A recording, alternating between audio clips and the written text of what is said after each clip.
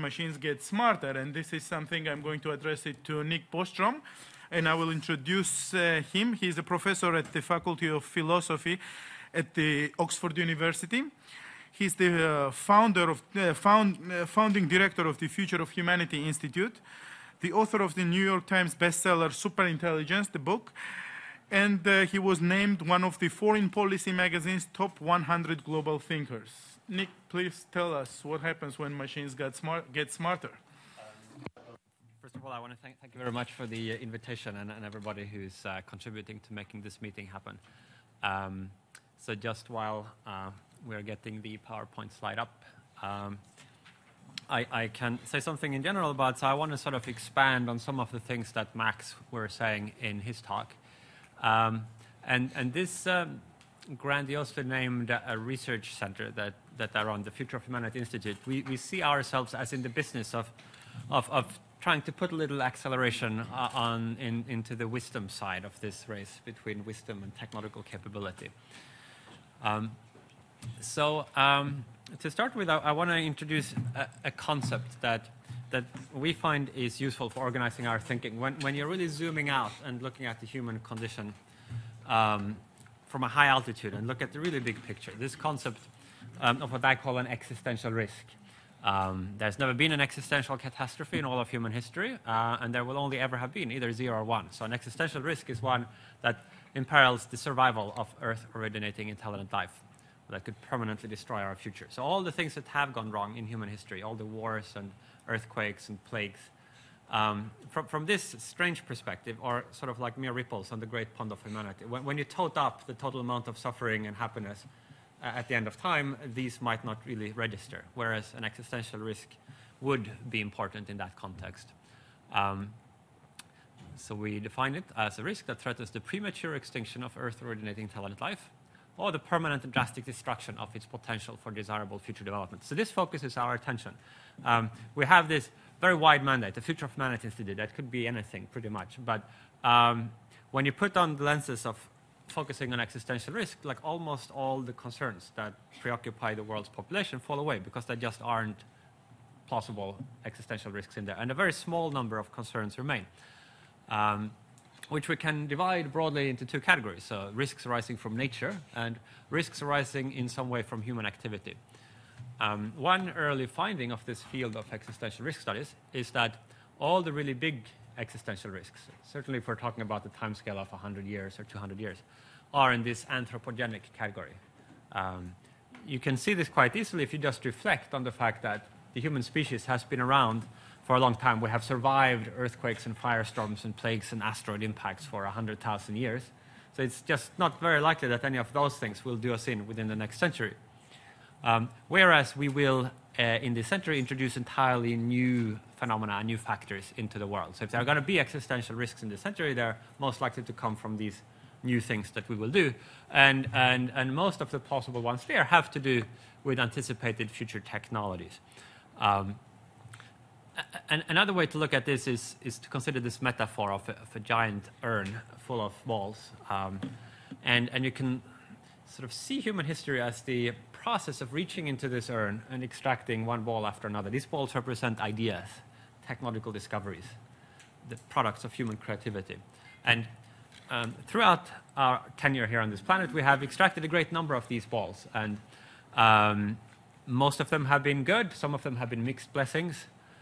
None has been such that it has spelled our disaster. We might wonder, what would it be like if there were one of these black balls in the urn? Is there some possible discovery, some technology that could be invented such that it invariably spells the doom of the civilization that discovers it?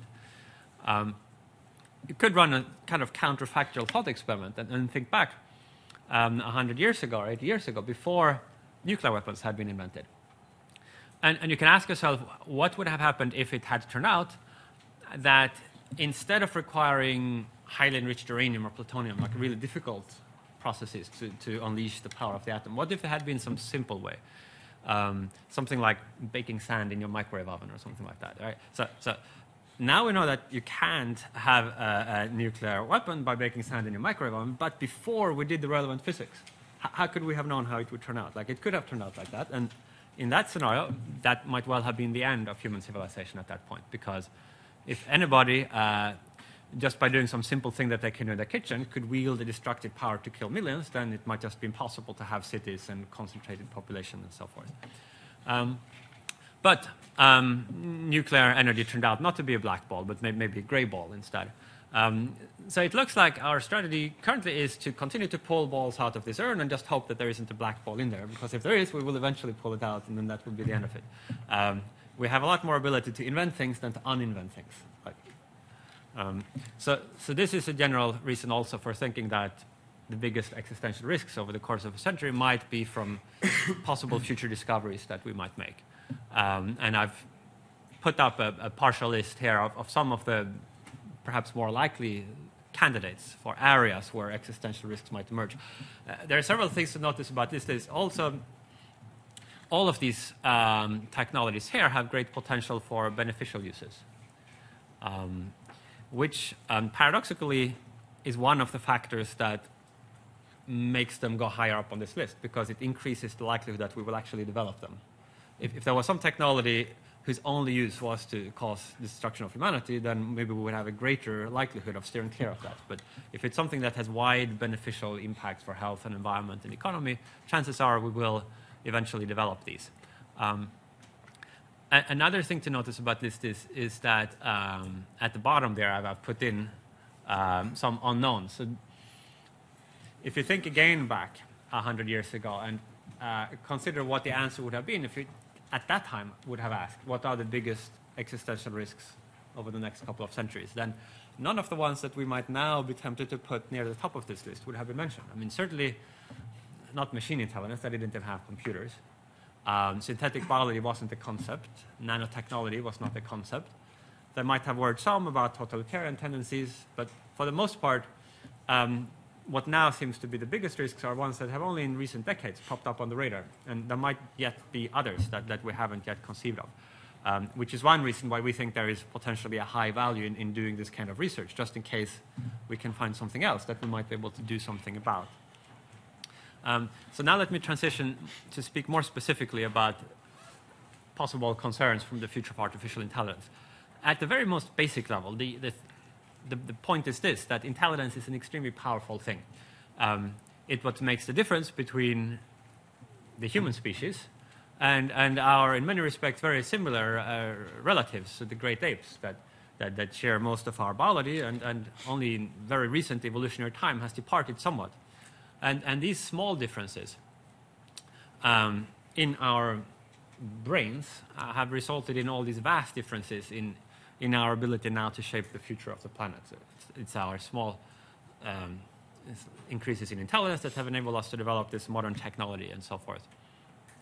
And it therefore seems plausible, just even at first sight, that if there ever were a time when machines became as much cleverer than we are, as we are than other animals, then that those machines could be a very powerful shaper of the future. Maybe they would be able to shape the future according to their preferences. And then that this, therefore, seems to be a topic that is worth transferring out of the domain of Hollywood movies and science fiction and kind of entertainment and into the arena where academic researchers can begin to think about it as a topic where the goal is not to have fun and be entertaining, but where the goal is to develop like increasingly accurate beliefs and proposals. So Max was already mentioning some of the advancements that have been made, some milestones that have been crossed. If we look under the hood, behind these applications, then we see a great number of developments in algorithmic techniques that have occurred, and pretty much all of these really only since, in the living memory of a lot of people alive today. I mean, the computer is still quite young. And so if we think about how far we have come in these past 70 years, it makes one realize that within the lifetime of us or our children, that we might come perhaps all the way. In addition to these advances in algorithmic design and architecture, there have always been developments in hardware. And if you look at particular domains, say chess computing, you find that roughly half of the improvements in performance have been due to computers getting faster and half due to better algorithms. And that, as a rule of thumb, seems to be true across the board, that both hardware and software are contributing roughly equally. In recent years, as in maybe the recent 2 or 3, 4 years, there have been a new sense of excitement in the world of artificial intelligence, a sense of having come unstuck, that the field was kind of stagnating a little bit before, but now, particularly with developments in what's known as deep learning and some other techniques, there is a sense of renewed progress, a lot of exciting frontiers to explore. Also reflected in industry activity with some high-profile acquisitions and the kind of war for talent among some of the large software companies of the world. We find artificial intelligence already in wide application throughout the economy. I'm not going to read off the whole list, but a lot of the inventions that were originated in artificial intelligence research laboratories, we no longer tend to think of as artificial intelligence. Once they actually work, they just become software. And this sometimes frustrates AI researchers, that they don't kind of get credit for all the things that have been accomplished. But AI techniques are in widespread use already, and that list will continue to grow longer. If we look, for example, at game AI as one particular area where it's easy to compare human and machine performance, we find that machine intelligence already in many games perform as well as or better than human beings. I think that the next big game where computers will exceed us will probably be the game Go, which is kind of the Asian equivalent to chess, a big board game, great complexity. Some challenges that remain today is better methods for transfer learning. This is the kind of technology we need to be able to use insights that you learn from solving one problem and then apply them in a very different area. And this is still something of a challenge that AI researchers are working on. Concept learning, more flexible reasoning with learned concepts as opposed to just sort of symbolic tokens that don't mean anything. Long-range hierarchical planning, reading, and more complex system architectures. You might get a slightly different list depending on which AI researcher you ask, but these are certainly some of the major outstanding challenges that stand between where we are now and replicating the full functionality of the human mind, the learning ability and planning ability that makes the human mind so powerful. So reflecting on these developments, I think, as Max said, that it's very important to make a clear and emphatic distinction between the near term and the long term. Both of these contexts have serious legitimate challenges and opportunities to think about, but they're quite different. So in the near term, we have issues such as autonomous weapons that Max mentioned. We have, of course, non-autonomous applications of these. You could have, in many situations, perhaps the human making the final decision by pressing a button, but with a lot of AI assist, image processing, etc. You have, in a very different direction, people thinking about the impact of automation on the labor market and whether the problems with chronic unemployment that one is beginning to see in some countries have something to do with that, or whether it, in fact, has to do with completely other things like offshoring of labor or the economic cycle. But as machines become more capable, this is likely to become a bigger issue.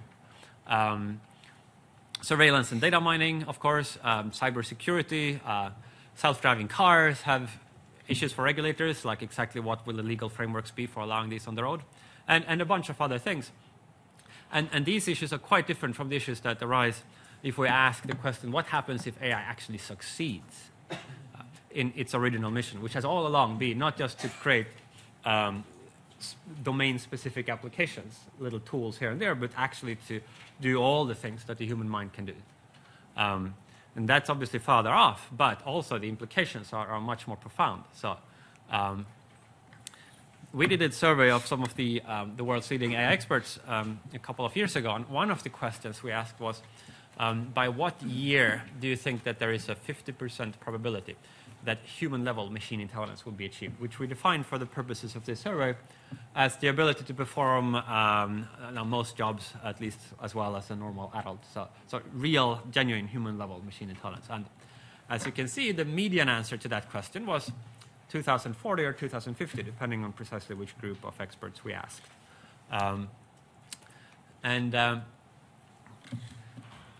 that estimate should be taken with a large amount of salt, in that it's based purely on the subjective impressions of people expert in the field, but there is really no science that enables us to predict with accuracy how long these kinds of developments will take. It could happen much sooner, or it could take a lot longer.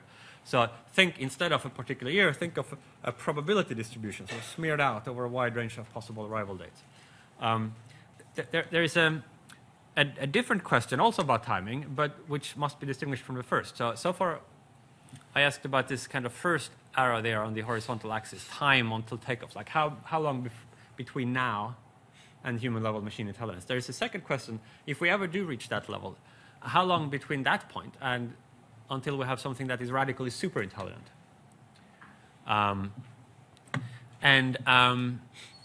You might be quite pessimistic or optimistic, depending on how you look at it, but you might think that it will take a long time before the field of artificial intelligence will actually reach human level. Maybe you think that these opinions about the practitioners are biased. Maybe they want to believe that their field is really important and it will succeed. Maybe you think it will take 100 years rather than 50 years or more.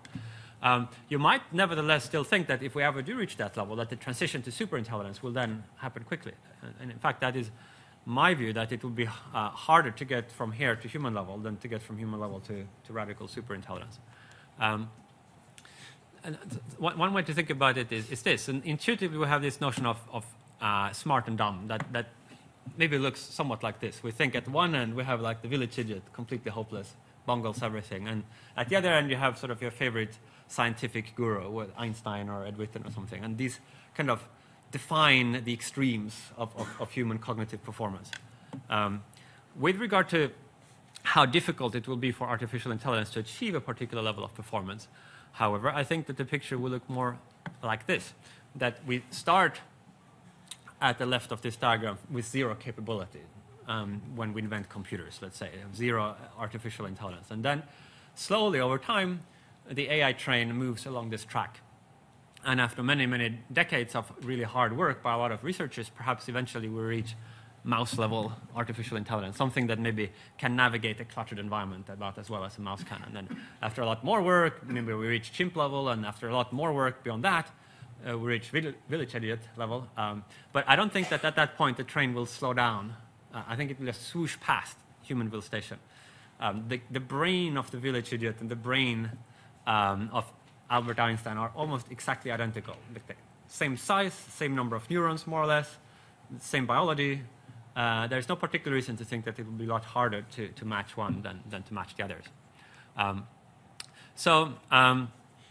To wrap up, so what I have argued, and I recently wrote a book on this, is that we then will confront this control problem, which is the problem of assuming you could solve the intelligence problem, like how could you actually make machines intelligent, like how could you then ensure that these very intelligent machines will be safe and beneficial to humanity? And I argue that this raises unique challenges, technical challenges and foundational challenges, that there are plausible scenarios in which superintelligent systems become very powerful. For the reasons I alluded to earlier, like intelligence is a general purpose thing. If you have enough intelligence, you can invent all the other technologies you don't already have. And also, as I described in the book, there are these superficially plausible ways of solving the control problem. Ideas that immediately spring to people's mind that on closer examination turn out to fail. And so there is this open, currently unsolved problem of how to develop better control mechanisms that is more difficult because it will need to be solved before we actually have these fully intelligent systems. By that time, we already need to have the solution. So I'm very glad that people like Elon Musk are stepping into the breach here, where there has been a complete funding vacuum until recently, and that some activity is beginning to happen. And I recommend that that we sort of accelerate this work of establishing a field of inquiry to do foundational and technical work on the control problem, and recognize that as such a distinct, legitimate academic endeavor that some small number of the world's best brains should be working on, just as so many other things are being studied by academics. That we should try to attract top mathematics and computer science talent into this new field. That we should build strong research collaborations between the AI safety community and the AI development community, both in industry and academia, because ultimately the path to success is that whatever ideas for safety are developed also get implemented, and both of these need to learn from one another rather than take up antagonized positions. That in long-range scenarios and planning, we should consider superintelligence as a possibly important factor in shaping humanity's long-term future. This does not commit one to thinking that this is just around the corner, or that we should hold our breath and be like super excited about every single announcement in the media. But if you're really thinking long-term about humanity's future, decades out, then I think this is a legitimate thing to take into account. And finally, that it is important to integrate into this research community and into society's thinking about the long-term future of artificial intelligence, that this is a unique technology that should be developed only for the common good of all of humanity. It's too big to just be thought of as something that will raise the profits of one firm a little bit or give one country a slight edge. This is really a concern for all of us. Everybody in the world, if this is developed, will share in the risks, whether they like it or not. And it also seems fair that everybody should stand to gain if things go well and have a slice in the upside. Thank you very much.